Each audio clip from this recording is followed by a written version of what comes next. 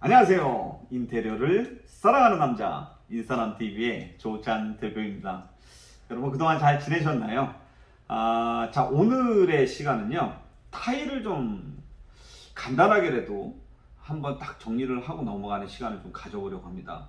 우선 여러분들 타일 하면은 장점이 크게는 한 세 가지 정도가 바로 연상이 되죠. 첫 번째, 타일은 굉장히 고급스럽다라는 거예요. 그래서 다른 마감재에 비해서 타일로 마감을 해놨을 경우에 그 집안인의 인테리어의 품격이 굉장히 상대적으로 아주 고급스럽게 보이고 잘 올라간다 라는 점을 들 수가 있고요. 두 번째, 타일의 장점은 뭐가 있냐, 내구성을 좀 들 수가 있는데요. 다른 마감재에 비해서 타일은 본래의 그 디자인, 색상, 색감 이런 부분들을 잘 유지하면서 아주 오랫동안 사용할 수 있다는 장점이 있습니다. 마지막으로 타일 같은 경우는 여러 가지 종류가 다양하게 구비되어 있기 때문에 여러분들이 상상하시는, 기대하시는 다양한 개성들을 좀 표출할 수 있다는 점이 타일의 장점이 될 수 있겠죠.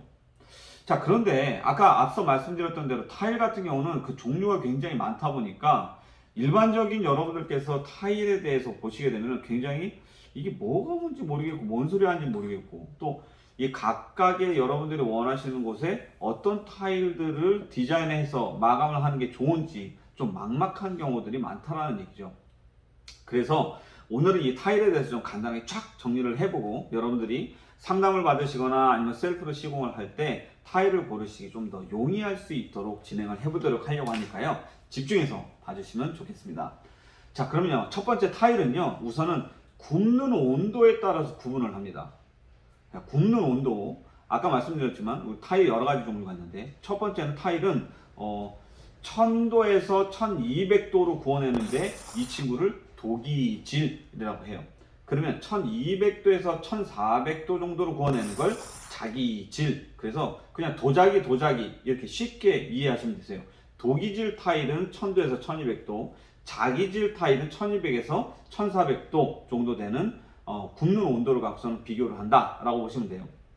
그러면 여러분들이 상식적으로 판단할 때 높은 온도에서 구워낸 이 자기질이라고 하는 친구가 도기질에 비해서는 여러 가지 장점들이 있을 수 있겠죠. 첫 번째는 뭐가 있을까요? 아무래도 높은 온도에서 구워냈기 때문에 이 친구는 굉장히 강도가 강합니다. 그리고 잘 깨지지가 않아요. 그래서 실제로 이 자기질의 타일하고 도기질의 타일을 쾅 부딪히게 되면 도기질의 타일은 금방 부서지고요, 자기질은 그냥 잘 그 형태를 온전하게 보존을 한다라는 걸 알 수 있어요. 두 번째는 뭐가 있냐면요, 이 타일에 대한 기능성에 대한 이야기인데요. 자기질 타일 같은 경우는 상대적으로 물을 흡수하는 흡수율이 낮습니다. 같은 면적에 같은 어떤 조건을 주고서 물을 흡수하는 걸 비교를 해보면, 자기질의 타일 같은 경우는 한 1% 정도 물을 흡수한다라고 하면, 도기질의 타일 같은 경우는 한 10% 정도 물을 흡수한다고 해요. 그렇기 때문에 물을 많이 쓰는 곳일수록 자기질의 타일을 쓰는 게 굉장히 유리하겠죠. 그래서 정리를 해보면 주로 밟아도 깨지지도 않고 물을 잘 흡수하지도 않기 때문에 자기질의 타일은 바닥용 타일이 많습니다. 욕실 바닥, 베란다의 바닥, 현관 바닥, 거실 바닥, 그리고 뭐 주방의 바닥, 이런 친구들은 다 내구성도 좋아야 되고 물을 잘 흡수하지 않아야 되기 때문에 자기질의 타일을 이용을 한다 라고 보시면 되고, 욕실의 벽, 주방의 벽, 그 다음에 아트월의 벽, 이런 친구들은 대부분 내구성이 상대적으로 떨어지고 물을 좀 덜 흡수하더라도 괜찮은 도기질의 타일을 이용한다 라고 보시면 돼요. 자기질은 바닥, 도기질은 벽, 이렇게 되는 거예요. 자, 그러면 이제 여기서 좀 파생이 되는데, 여러분들이 이 폴리싱 타일이다, 포쉐링 타일이다 많이 들어보셨죠? 이거는 1차적으로는 굉장히 쉬워요. 폴리싱 타일이라고 하는 건 우리가 이제 백판에다가 유약을 묻혀서 타일을 구워내고, 그 구워낸 이후에 폴리싱, 즉 연마 작업을 통해서 표면 처리를 해내는 거예요. 말 그대로 이제 좀 번쩍번쩍 빛나게, 유광으로 다 반짝반짝 빛나게 폴리싱으로 다 해놓는 거를 폴리싱 타일이라고 얘기를 하고, 그 연마 작업을 거치지 않아서 텍스처도 느껴지고 매트함도 느껴지고 여러 가지 패턴들이 느껴지는 그런 친구도 있죠. 이런 친구들을 포쉐링 타일이다 라고 이야기를 합니다. 여러분들은 이게 이게 지금 연마 작업을 해서 번쩍번쩍 빛나고 유광이 되는 건 이제 폴리싱이구나, 그렇지 않은 건 포시린이구나 라는 걸 1차적으로 다 이해를 하면 되는데, 여기서 또 한 가지 변수가 있는 건 뭐냐면, 이 폴리싱과 포시린 타일은 아까 기억나시죠? 도기질, 자기질 중에서 자기질 타일이라는 거예요. 자기질 타일은 뭐라 그랬어요? 1200도에서 1400도로 구워냈고 내구성도 좋고 그리고 또 물도 흡수하지 않는다 라고 얘기했잖아요. 이 자기질 안에 들어가 있는 게 폴리싱이고 포시린 타일이다 라고 보시면 됩니다. 자, 그러면 아까는 제가 이 자기질 타일에서 여러 가지 장점들에 대해서 설명을 드렸는데 단점들도 존재를 한다는 점이에요. 무슨 점이 있냐면 상대적으로 자기질 타일, 그러니까 폴리싱, 포시린 다 포함되는 거죠. 이 친구들은 단단하기 때문에 시공하기가 굉장히 어렵고 까다로워요. 아무래도 붙이는데, 그리고 또 흔히 말하는 조얼리컷이라고 해서 이 표면에 한 45도로 깎아서 붙이는 거라든지 이런 부분들이 좀 어려울 수 있다는 거예요. 두 번째는 위생도기를 설치할 때 구멍이 잘 안 뚫립니다. 그래서 이제 현장 용어긴 한데 물길이라고 해서 막 물을 뿌려가면서 구멍을 뚫고 하거든요. 그래서 이 내가 포시린이다, 폴리싱이다, 즉 자기질류의 타일을 갖고선 디자인을 하게 되면 상대적으로 노고가 많기 때문에 품이 더 들어갈 수 있고 또 여러 가지 현장에서 챙겨야 되는 부분들이 있기 때문에 인건비가 조금 더 추가되는 경우들이 많겠다라는 점을 그냥 상식적으로 이해하고 계시는 게 제일 좋습니다.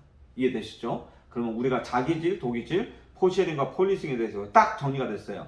두 번째, 타일을 구분하는 요소는 어떤 게 있느냐? 크기에 따라서, 사이즈에 따라서 구분을 합니다.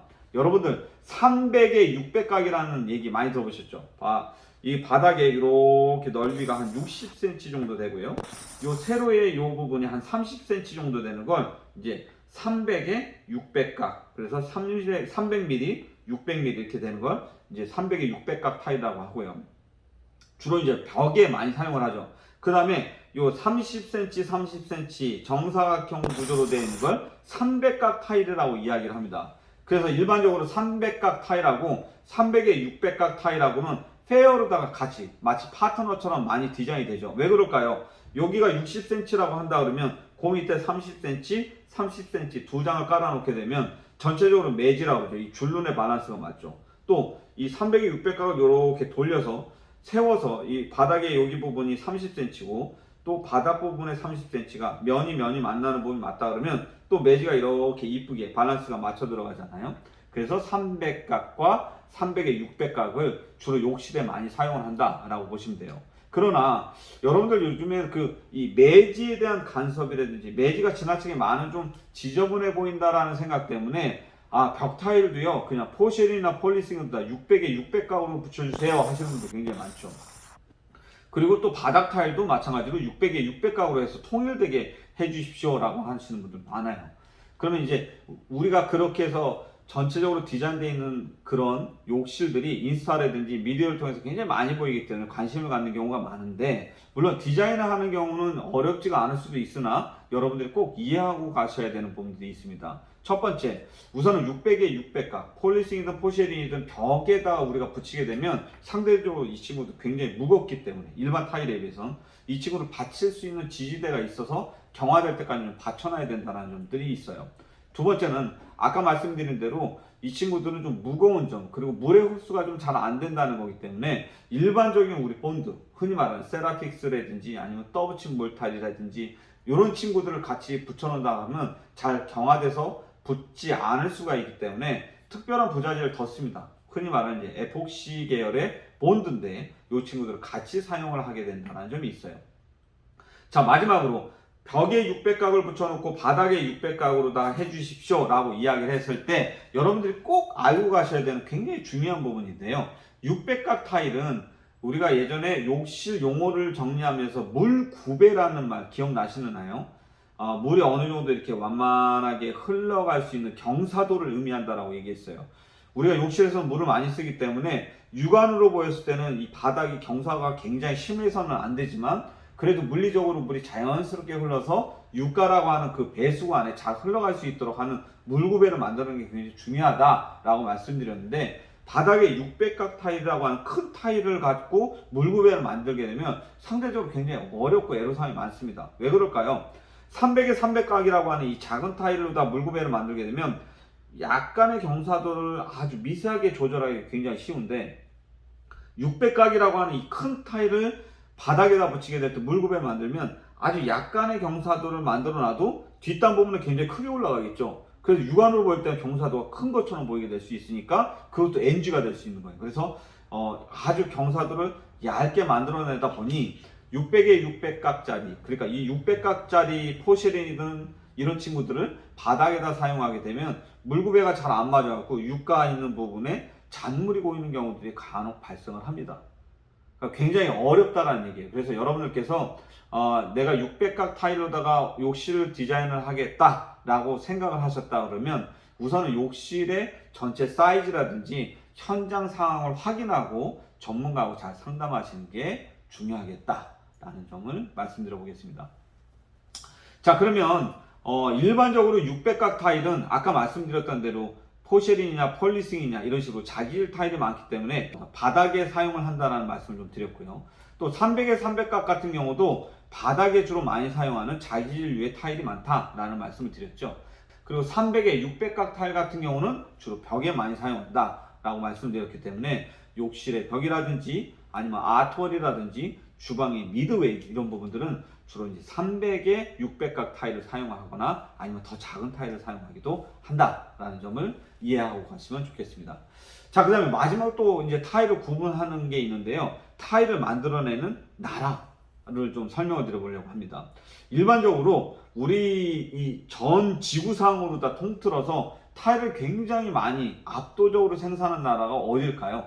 여러분들 알고 계시는 그 나라인데요. 중국입니다. 근데 여러분들 일반적으로 이제 이 중국이라고 하는 나라에서 생산된 타일은 왠지 좀 품질이 좀 떨어지지 않을까라는 생각을 하시는 경우들이 많은데 꼭 그렇지는 않습니다. 라는 점을 여러분들에게 말씀드려 보려고 해요. 우선은 생산량 부분에 대해서도 압도적으로 중국이라는 나라에서 많이 하고 있고요.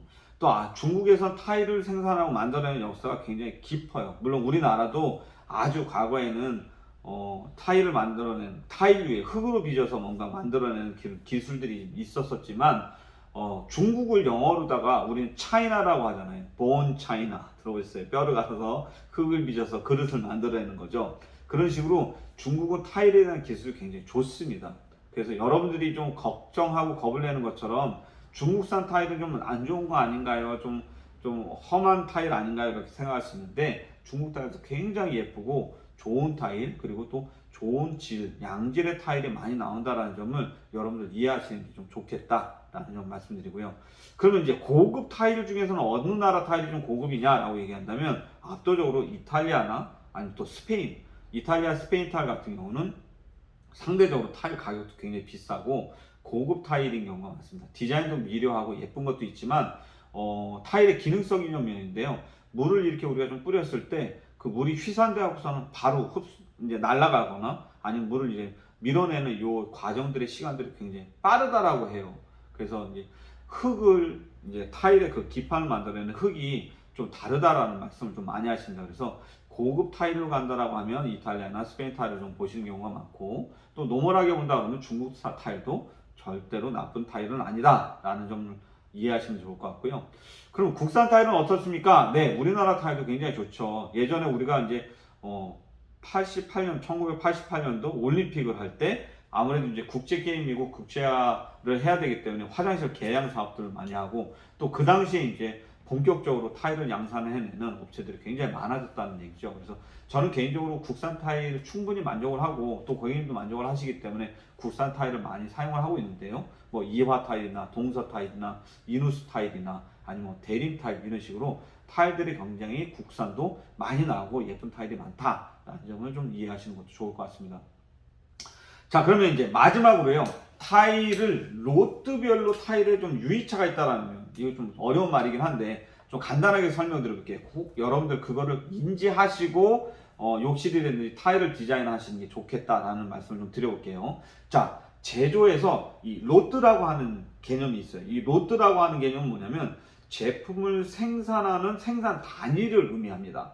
제조업에 계신 분들이 하면 쉽게 이해를 할 수 있는데 무슨 얘기냐면 우리가 타일에 기판이 있고 유약을 발라서 1200도에서 1400도로 다 구워낸다. 요 한 번 구워내는 타일의 양을 10,000장을 찍어내자 라고 한단 말이죠. 그럼 이제 로트 1에 10,000장을 찍어냈어요. 그리고 얘를 이렇게 추락. 그 다음에 로트 2의 만장을 찍어내서 얘를 이렇게 출하를 하는데, 로트 1과 로트 2, 이 LOT라고 하는 이 로트 1과 요 사이에서는 타일이 아주 미세하게 유의차가 발생을 해요. 이거는 비단 타일뿐만 아니라 대부분의 우리가 인테리어를 하는 마감재에서 다 통용되는 얘기예요. 도배도 마찬가지고 필름도 마찬가지고, 그리고 또 뭐 흔히 말하는 마르도 마찬가지인데, 무슨 얘기냐면 이 로트에서 똑같은 컨디션, 조건, 똑같은 온도, 그리고 똑같은 유약의 약을 뿌려놓고서는 만들어 놓은 로트 1에 있었던 이 타일하고, 그리고 또 로트 2에서 있었던 타일하고 가끔씩은 이렇게 차이가 발생하는 경우가 있다라는 말씀인데, 하얀색 타일이고 유광 타일인데요. 로트 1의 타일은 그냥 하얀색으로 잘 보이는구나 라고 하는데, 로트 2의 타일 같은 경우는 아주 자세히 보면 살짝 하얀색이 좀 덜 하다든지 아주 미묘하게 그런 색감의 차이가 발생을 할 수가 있어요. 그래서 제품의 로트별에 따라 유의차가 발생을 한다라는 말씀드리는데, 어떻게 보면 이게 종국적으로 제조사에서 이제 개선을 해야 되는 어떤 품질, 그리고 제조에 대한 어떤 기술력의 향상 부분, 그런 숙제이기도 한데요. 이 아주 디테일하게 예민하게 보시는 경우에는 이런 로트별로 다 타일의 색감이 조금씩 차이가 난다라는 것들을 보시는 고객들이 계시거든요. 그래서 이런 부분들을 여러분들이 좀 인지하고 계시는 게 좋겠다라는 말씀을 드리고, 또 실제로 우리가 디자인을 하면서도 웬만하면은 같은 그 장소에서는 같은 로트의 그 타일을 사용하는 게 좋겠다라는 점을 좀 말씀을 드려보도록 하겠습니다. 자, 오늘은요, 타일에 대해서 간단하게 기본적으로 이런 구분들이 있다, 그리고 종류에 대해서 좀 설명을 드렸고요. 여러분들이 타일에 대해서 잘 이해를 하시고, 또 타일을 가지고 마감을 하시거나 인테리어 하실 때 유용하고 도움이 되셨으면 좋겠습니다. 저희들의 강의가 유용하고 도움이 됐다면 좋아요, 구독 부탁드리고요. 또 알림 설정까지도 부탁을 드리겠습니다. 여러분 고맙습니다. 감사합니다.